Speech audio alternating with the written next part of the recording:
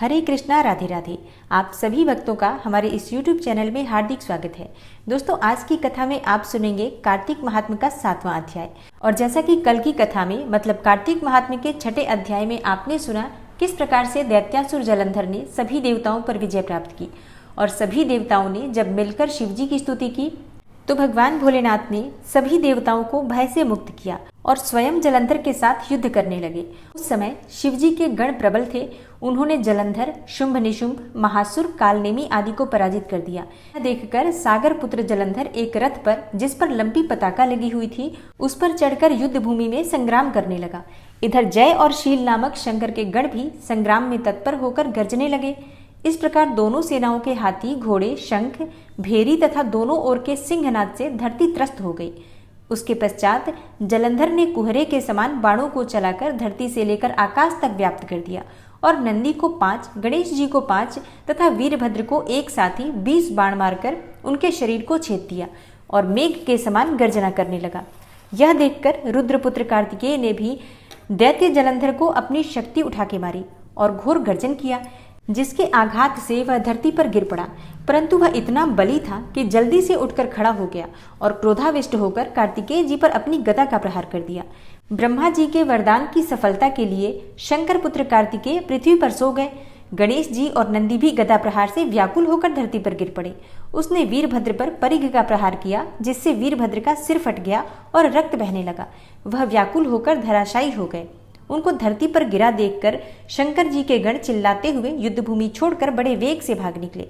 अब रौद्र रूप महाप्रभु शंकर अपने वीर गणों के साथ नंदी पर चढ़कर हंसते हुए युद्ध भूमि में आए और उनको आया देखकर उनके पराजित गण फिर से लौट आए और सिंहनाद करते हुए आयुधों से दैत्यों पर प्रहार करने लगे। भीषण रूपधारी रुद्र को देखकर दैत्य भागने लगे। तब युद्ध में अपने दैत्यों को पराजित होते देखकर जलंधर हजारों बाण छोड़ता हुआ भगवान शंकर की ओर दौड़ा।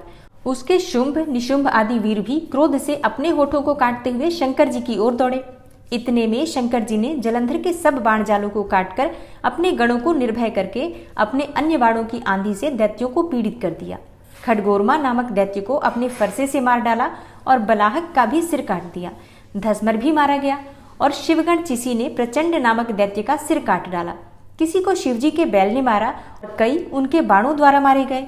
यह देखकर जलंधर अपने शुंभ निशुंभ आदि दैत्यों को भी धिक्कारने लगा और भयभीतों को धैर्य देने लगा, पर किसी भी प्रकार से वह त्रस्त दैत्य दोबारा युद्ध भूमि में जाने को तैयार नहीं हुए।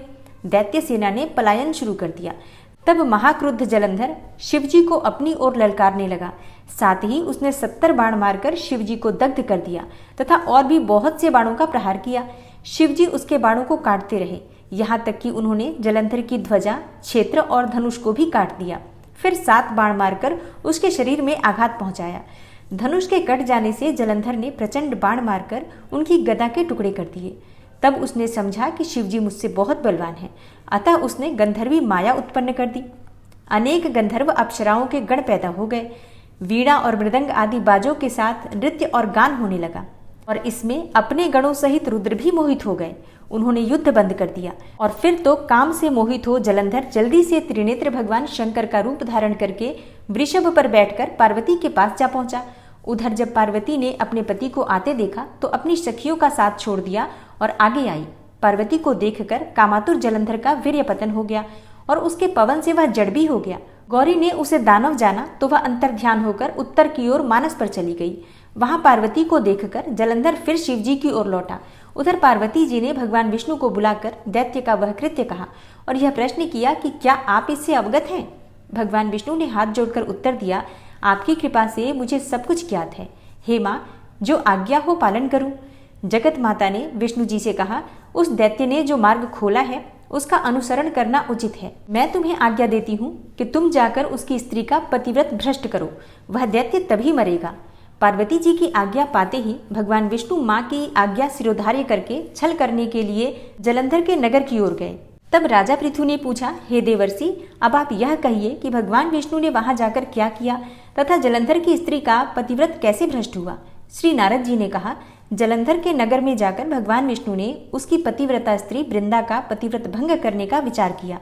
वह उसके नगर में एक उद्यान में जाकर ठहर गए और रात में उसे स्वप्न दिया। वह उनकी माया और अद्भुत कार्य पद्धति थी और उनकी माया द्वारा जलंधर की स्त्री पतिव्रता वृंदा ने रात में यह स्वप्न देखा कि उसका पति नग्न होकर सिर पर तेल लगाए महिष पर चढ़ा है। वह काले रंग के फूलों की माला पहने हुए है तथा उसके चारों ओर हिंसक जीव हैं। वह सिर मुंडाए हुए अंधकार में दक्षिण दिशा की ओर जा रहा है। उसने अपने नगर को समुद्र में डूबा हुआ देखा और इस प्रकार के बहुत से भयानक सपने देखे। फिर तुरंत ही वह जाग पड़ी और स्वप्न के संबंध में विचार करने लगी। इतने में उसने सूर्य को उदय होते हुए देखा तो सूर्य में उसे एक छिद्र दिखाई दिया तथा सूर्य कांतिहीन था। इसे उसने अनिष्ट जाना और भयभीत होकर रोने लगी। वह छज्जे पर गई, अटारी पर चढ़ी, भूमि पर उतरी, मगर उसे कहीं पर भी शांति प्राप्त नहीं हुई।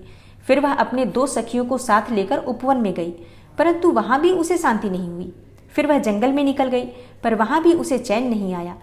तब वन में उसने सिंह के समान 2 भयंकर राक्षसों को देखा, जिससे वह अत्यंत ही भयभीत होकर वहां से भागने लगी। उसी समय वहां उसने अपने शिष्यों सहित एक तपस्वी को देखा तो वृंदा उसके पैरों को हाथ लगाकर उससे अपनी रक्षा के लिए प्रार्थना करने लगी। मुनि ने अपनी एक ही हुंकार से उस समय उन दोनों राक्षसों को वहां से भगा दिया। वृंदा को आश्चर्य हुआ और वह भय से मुक्त होकर मुनि को हाथ जोड़कर प्रणाम करने लगी और कृतज्ञता का ज्ञापन भी किया। फिर उसने मुनि से अपने युद्धरत पति के संबंध में उसकी कुशल क्षेम का प्रश्न किया।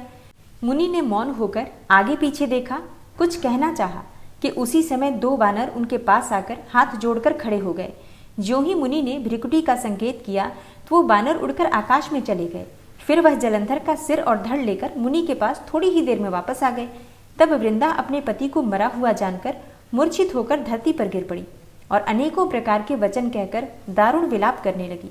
तत्पश्चात उसने मुनि जी से कहा, हे कृपानिधे, आप मेरे पति को जीवित कर दीजिए। पतिव्रता परायण दैत्य पत्नी ऐसा कहकर दुखी श्वासों को छोड़ती हुई मुनि के चरणों में गिर पड़ी। तब मुनीश्वर ने कहा, यह शिवजी द्वारा युद्ध में मारा गया है, अतः यह जीवित नहीं हो सकता, क्योंकि जिसे भगवान शंकर मार देते हैं वह कभी जीवित नहीं हो सकता। परंतु शरणागत की रक्षा करना सनातन धर्म है, अतः कृपा करके मैं इसे जला देता हूँ। श्री नारद जी कहते हैं कि वह मुनि साक्षात विष्णु जी थे, जिन्होंने यह सब माया फैलाई थी। वह वृंदा के पति को जीवित करके अंतर्ध्यान हो गए। जलंधर ने उठकर वृंदा का आलिंगन किया और उसका मुख चूमा। वृंदा भी पति को जीवित देखकर बहुत खुश हुई और अब तक हुई सब बातों को स्वप्न ही समझा। तत्पश्चात बहुत दिनों तक वृंदा अपने पति के साथ विहार करती रही, लेकिन एक दिन उसने भगवान विष्णु को पहचान लिया और तब वह भगवान विष्णु पर क्रोध करती हुई बोली, हे परिस्त्री से गमन करने वाले विष्णु, तुम्हारे शील को धिक्कार है। मैंने जान लिया है कि वह मायावी तपस्वी तुम ही थे। ऐसा कहकर क्रुद्ध होकर पतिव्रता वृंदा ने अपने तेज को प्रकट करते हुए शाप दिया, जो तुमने अपनी माया से 2 राक्षस मुझको दिखाए थे, वही दोनों राक्षस किसी समय तुम्हारी भी स्त्री का हरण करेंगे और उसके विरह में दुखी होकर तुम वानरों की सहायता से वन में भ्रमण करोगे और वह सर्वेश्वर जो इस समय तुम्हारा शिष्य बना हुआ है वह वहां पर तुम्हारा साथी रहेगा। ऐसा कहकर पतिव्रता वृंदा भगवान विष्णु के लाख मना करने पर भी अग्नि में प्रवेश कर गई और ब्रह्मा आदि सभी देवता आकाश से उसका प्रवेश देखते रहे। वृंदा के शरीर का तेज श्री पार्वती जी के शरीर में चला गया और आकाश में जय जयकार होने लगी। पतिव्रत धर्म के प्रभाव से वृंदा ने मुक्ति प्राप्त की। तब राजा पृथु ने पूछा, हे देवर्षि, इसके पश्चात युद्ध में क्या हुआ तथा वह दैत्य कैसे मारा गया? कृपा करके उस कथा को मुझसे कहो। नारद जी ने कहा कि जब गिरजा वहां से अदृश्य हो गई और गंधर्वी माया भी विलीन हो गई, तब भगवान वृषभध्वज चैतन्य हो गए। उन्होंने लौकिकता व्यक्त करते हुए बड़ा क्रोध किया। फिर भगवान शंकर जलंधर से युद्ध करने लगे। जलंधर शंकर के बाणों को काटने लगा, परंतु जब काट न सका तो उसने माया की पार्वती बनाकर अपने रथ से बांध लिया, जो विलाप कर रही थी। तब अपनी प्रिय पार्वती को इस तरह कष्ट में पड़ा देख के शंकर जी लौकिक लीला दिखाते हुए सांसारिक जनों की तरह व्याकुल हो गए और उन्होंने अग्निपुंज की तरह भयंकर रौद्र रूप धारण किया। उनके रौद्र रूप को देखकर कोई भी दैत्य उनके सामने खड़ा होने में समर्थ न हो सका, यहाँ तक कि शुंभ निशुंभ भी युद्ध में स्थित होने को समर्थ न हो सके। जलंधर की सारी माया क्षण भर में नष्ट हो गई। युद्ध में चारों ओर हाहाकार होने लगा। शिव जी ने उन भागते निशुंभ शुंभ को शाप देकर बड़ा धिक्कारा और कहा, तुम दोनों बड़े दुष्ट हो, तुमने मेरा बड़ा अपराध किया है। तुम पार्वती को मारते थे और अब युद्ध से भागते हो। भागते को मारना पाप है, इसलिए अब मैं तुम्हें नहीं मारूंगा, परंतु गौरी तुम्हें अवश्य मारेगी। शिव जी के ऐसा कहने पर समुद्रपुत्र जलंधर क्रोध में अग्नि के समान प्रज्वलित हो उठा। उसने शिव जी पर घोर बाण वर्षा करके धरती पर अंधकार कर दिया। तब उस दैत्य की ऐसी चेष्टा देखकर शंकर जी बड़े ही क्रोधित हुए। उन्होंने अपने बनाए हुए सुदर्शन चक्र को चलाकर उसका सिर काट लिया। प्रचंड शब्द के साथ उसका सिर धरती पर गिर पड़ा और भयंकर हाहाकार होने लगा। अंजल पर्वत के समान उसके शरीर के 2 खंड हो गए। उसके रुधिर से संग्राम भूमि व्याप्त हो गई। सारी धरती विवल हो उठी। शिवजी की आज्ञा से उसका रक्त और मांस महासौरों में जाकर रक्त का कुंड हो गया तथा उसके शरीर का तेज निकलकर शंकर जी के शरीर में वैसे ही प्रवेश कर गया जैसे कि वृंदा का तेज गौरी जी के शरीर में प्रवेश हुआ था। जलंधर को मरा हुआ देखकर देवता और गंधर्व सब बहुत प्रसन्न हो गए। ब्रह्मा आदि देवताओं ने नतमस्तक होकर शंकर जी की बड़ी स्तुति की और कहा, हे प्रभु, आप प्रकृति से परे पारब्रह्म और परमेश्वर हैं। आप निर्गुण, निर्विकार और सबके ईश्वर होकर भी नित्य अनेक प्रकार के कर्मों को करते हैं। हे शंकर जी, हम ब्रह्मा आदि सब देवता आपके दास हैं। हे देवेश, हे शिव जी, आप प्रसन्न होकर हमारी रक्षा कीजिए। हे नाथ, हम आपकी प्रजा हैं तथा हम सदा आपकी शरण में ही रहते हैं। राजा पृथु ने नारद जी से कहा, जब इस प्रकार ब्रह्मा आदि सब देवताओं और मुनियों ने शिव जी की अनेक प्रकार से स्तुति की और उनके चरण कमलों का ध्यान किया, तब उसे सुनकर देवताओं को वर देकर शिवजी वहीं पर अंतर्ध्यान हो गए। तत्पश्चात शिवजी का यश गाते हुए सब देवता भी प्रसन्न होकर अपने अपने स्थान को चले गए। राजा पृथु ने कहा, हे नारद जी, अब आप कृपा करके मुझको बतलाइए कि वृंदा को मोहित करके विष्णु जी ने क्या किया और फिर वह कहाँ गए। नारद जी ने कहा, जब सभी देवता स्तुति करके मौन हो गए तो भगवान शंकर ने प्रसन्न होकर देवताओं से कहा, हे ब्रह्मा आदि देवताओं, जलंधर तो मेरा ही अंश था। मैंने उसे तुम्हारे लिए नहीं मारा, यह तो मेरी सांसारिक लीला थी। फिर भी आप लोग सत्य कहिए, आप इससे सुखी हुए या नहीं। तब ब्रह्मा आदि देवताओं के नेत्र हर्ष से खुल गए। उन्होंने शिवजी को प्रणाम करके विष्णु जी का सब वृतांत कह सुनाया, जो उन्होंने बड़े प्रयत्न से वृंदा को मोहित किया था तथा वह अग्नि में प्रवेश करके परम गति को प्राप्त हुई। देवताओं ने यह भी कहा कि तभी से वृंदा की सुंदरता पर मोहित हुए विष्णु जी उनकी चिता की राख लपेटे हुए इधर उधर घूमते रहते हैं। अतः आप उन्हें समझाएं, क्योंकि यह चराचर प्रकृति है जो आपके ही अधीन है। देवताओं से यह सब सुनकर भगवान शंकर जी ने उन्हें अपनी दुस्तर माया समझाई और कहा कि यह सारा जगत उसी के अधीन है। उसी से मोहित भगवान विष्णु भी काम के वश हो गए हैं। परंतु महादेवी उमा, त्रिदेवों की जननी, सबसे परे वह मूल प्रकृति परम मनोहर और वही गिरजा भी कहलाती है। विष्णु जी का मोह दूर करने के लिए आप सब उनकी शरण में जाइए। यदि वह प्रसन्न हो जाएंगी तो आपका सब काम हो जाएगा। शंकर जी की आज्ञा से सब देवता मूल प्रकृति को प्रसन्न करने के लिए उनके पास पहुंचकर उनकी स्तुति करने लगे। तब आकाशवाणी हुई, हे देवताओं, मैं 3 प्रकार से तीनों गुणों से पृथक होकर स्थित होती हूँ। सतगुण से गौरी, रजोगुण से ज्योति रूप हूँ तथा आप लोग मेरी आज्ञा से यदि सादर उन देवियों के पास जाओ तो वह तुम्हारे मनोरथों को पूरा कर देगी। यह सुनकर देवताओं के नेत्र खुल गए और वह भगवती का आदर करते हुए गौरी, लक्ष्मी और सरस्वती को प्रणाम करने लगे। सब देवताओं की भक्ति पूर्वक प्रार्थना से वह सब देवियां प्रकट हो गई। सभी देवताओं ने खुश होकर निवेदन किया। तब देवियों ने कुछ बीज देकर कहा, इन्हें ले जाकर विष्णु को दे दो, तुम्हारे सब काम सिद्ध हो जाएंगे। ब्रह्मा आदि देवता उन बीजों को लेकर विष्णु जी के पास गए। उन्होंने बीजों को वृंदा की चिता की भूमि में डाल दिया, जिससे धात्री, मालती एवं तुलसी प्रकट हुई। विष्णु जी ने ज्यों ही उन स्त्री रूप वाली वनस्पतियों को देखा तो वह उठ बैठे, मोहित होकर उनसे याचना करने लगे। धात्री और तुलसी ने उनसे प्रीति की तो विष्णु सारा दुख भूलकर देवताओं से नमस्कृत होकर अपने लोक को चले गए। वह पूर्ववत सुखी होकर भगवान शंकर जी का स्मरण करने लगे। तब नारद जी ने कहा, हे राजन, इसी कारण से उद्यापन में तुलसी की जड़ में भगवान विष्णु की पूजा की जाती है। तुलसी का मूल प्रदेश भगवान विष्णु को प्रसन्न करने वाला है। हे राजन, तुलसी का पौधा जिस घर में विद्यमान होता है वह घर तीर्थ के स्वरूप होता है और उस घर में यमदूत कभी नहीं आते हैं। यह पौधा सब पापों का नाश करने वाला और अभीष्ट फल को देने वाला है। जो मनुष्य तुलसी का पौधा लगाता है वह यमराज को नहीं देखता। भगवान नंदी का दर्शन, गंगा स्नान और तुलसी के पौधे का संसर्ग, यह तीनों एक से पुण्य फल देने वाले हैं।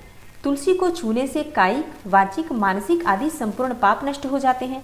जो प्राणी तुलसी के दल से भगवान का पूजन करते हैं वह पुनः गर्भ में नहीं आते और निस्संदेह जीवन मुक्त हो जाते हैं। तुलसी के दल में पुष्कर आदि समस्त तीर्थ, गंगा आदि नदियां और विष्णु प्रभृति सब देवता निवास करते हैं। तुलसी के पौधे के पास जो अपना प्राण विसर्जन करता है वह चाहे कितना भी बड़ा पापी क्यों न हो, उसे यमराज नहीं देख सकते। हे राजन, जो लोग तुलसी के काष्ठ का चंदन लगाते हैं वह सहज ही मोक्ष को प्राप्त कर लेते हैं। उनके द्वारा किए गए पाप उनके शरीर को स्पर्श नहीं कर पाते हैं।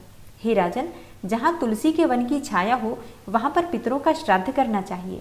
वहाँ पर पितरों के निमित्त दिया हुआ दान हमेशा के लिए अक्षय हो जाता है। आंवले के वृक्ष की छाया में जो प्राणी पिंडदान करते हैं उनके पितर यदि नरक की यातना भी भोग रहे हों तो भी मुक्त हो जाते हैं। सिर, हाथ, मुंह और देह में जो आंवले को धारण करते हैं उनको विष्णु रूप जानना चाहिए। आंवले के फल और तुलसी के दलों को पानी में मिलाकर जो प्राणी स्नान करते हैं उन्हें गंगा स्नान का फल मिलता है। जो मनुष्य आंवले के पत्तों और फलों से देवताओं का पूजन करते हैं उन्हें स्वर्ण, मणि और मोतियों द्वारा पूजन करने का फल प्राप्त होता है। कार्तिक मास में सब तीर्थ, ऋषि, देवता और सब यज्ञ जब सूर्य तुला राशि में होता है आंवले के वृक्ष में वास करते हैं। और जो मनुष्य द्वादशी तिथि को तुलसी दल और कार्तिक मास में आंवले का पत्ता तोड़ता है वह मनुष्य रौरव नरक में वास करता है। जो कार्तिक मास में आंवले की छाया में बैठकर भोजन करता है उसके संसर्ग मात्र से सब दोष नष्ट हो जाते हैं।